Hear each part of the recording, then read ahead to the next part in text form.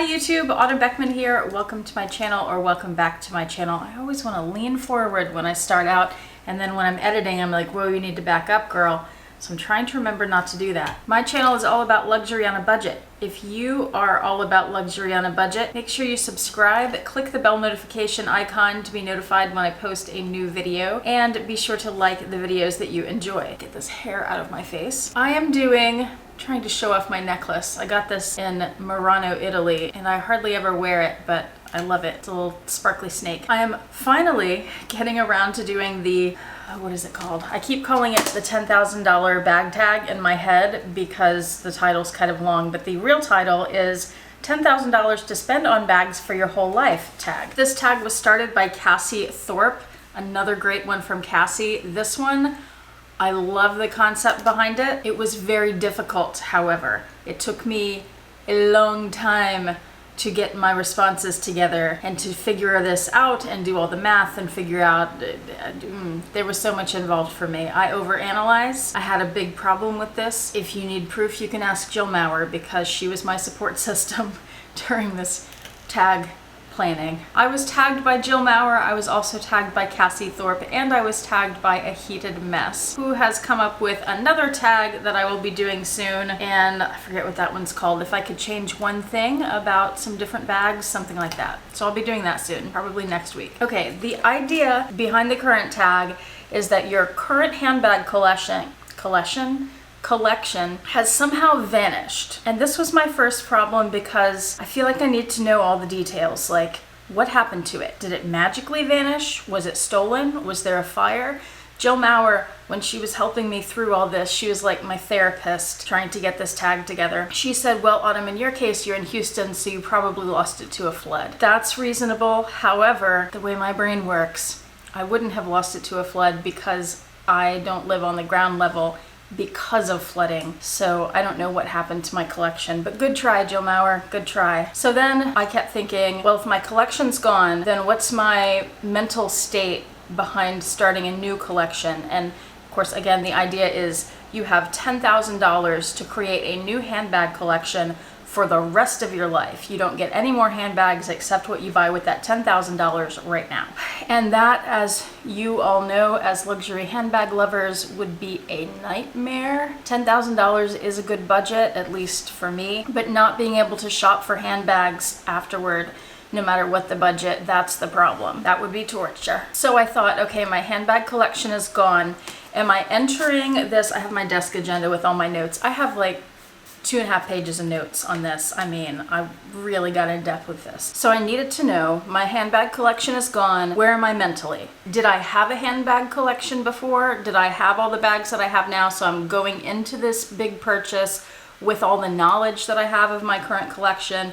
Or am I starting from scratch where I've never had a luxury handbag collection before? I asked Jill Maurer to give me some parameters. She said to start with the knowledge that I have now. So I'm doing that. And then I wanted to know, do I have to buy things new? Is tax included? Where am I buying them? Am I buying them in Texas with Texas sales tax? Am I buying them with US dollars, with euros? What's happening? Because prices fluctuate across the world. Can I buy things on sale? Can I buy things pre-loved? Can I buy things and then sell them and buy more things? Jill told me to stick with buying brand new, current prices, US dollars in Texas, no sales tax. I agreed with her on all of that, but I did decide to buy pre-loved only, and I limited myself to places I currently shop, and specifically I limited myself to Fashionphile and to The RealReal. So everything that I chose is from those two places. And I picked everything, because you know, those pre-loved prices and the inventory fluctuates,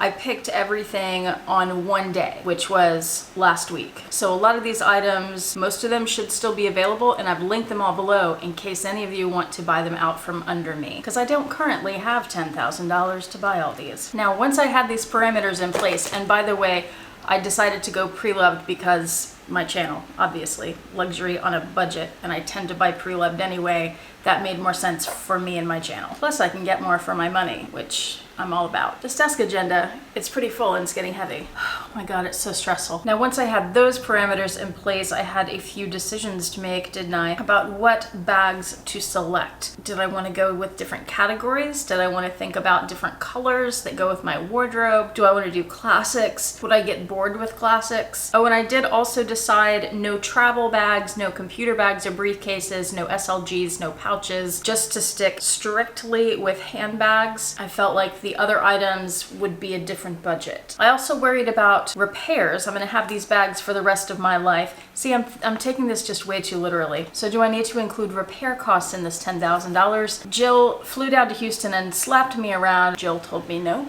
that's separate.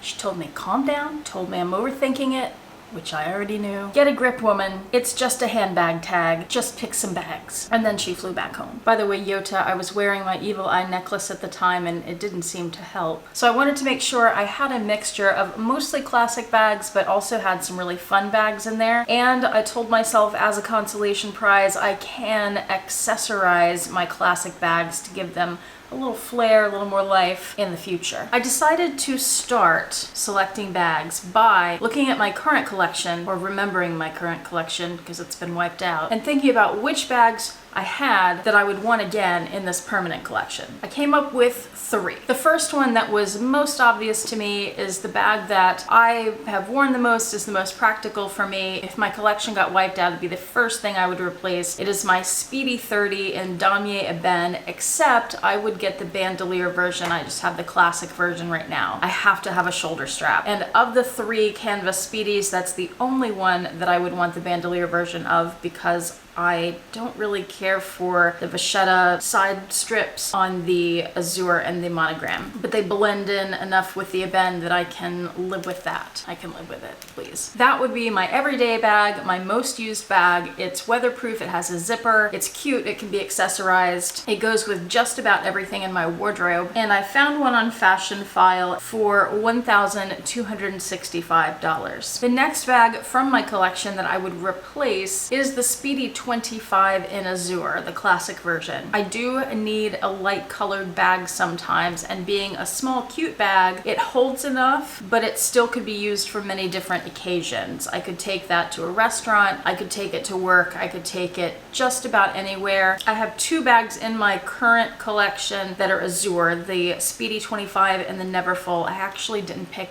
any Neverfulls for this list, but I do have 1 or 2 totes. I have 2 totes. Which ones are they? Speaking of Speedies, I got a 3rd Speedy, $10,000, and I get 3 Speedies. This is a Speedy in monogram, size 25, the classic version, and I don't remember now why I picked that. I think that was because I had some money left over to spend. This was one of my final choices. I had a few $100s and I needed to pick something. So I picked the monogram Speedy 25. It's the only monogram piece in my collection. It's a classic bag. It's an everyday bag. It's just not weatherproof. And for the 25 size, I was able to get it within my remaining budget. That one I found on Fashionphile for $630. Oh, I forgot to say the Azure 25 I found on Fashionphile for $700. The next bag I would replace is the Longchamp Le Pliage, the one I already have, classic black with the brown leather. That bag is good for so many things. It's a zipped tote. It holds a lot. It's weatherproof. It's a good travel bag or airplane bag or whatever. It folds up and you can take it as a second bag in case you need a second bag for something, shopping, groceries. It's wipeable. It's the perfect bag for so many reasons. You can take it to the beach. It's a fantastic bag and mine has held up very well, so I would definitely replace that. And I cheated a little bit because I didn't get it pre-loved. It makes more sense to me to buy this bag brand new. I got it at Nordstrom for $145. The next bag is my most expensive on the list. It's the reissue 227 in black with ruthenium hardware. It's the bag I wanted to get for my birthday. If you saw my birthday haul, I explained why I didn't, but it is still on my wish list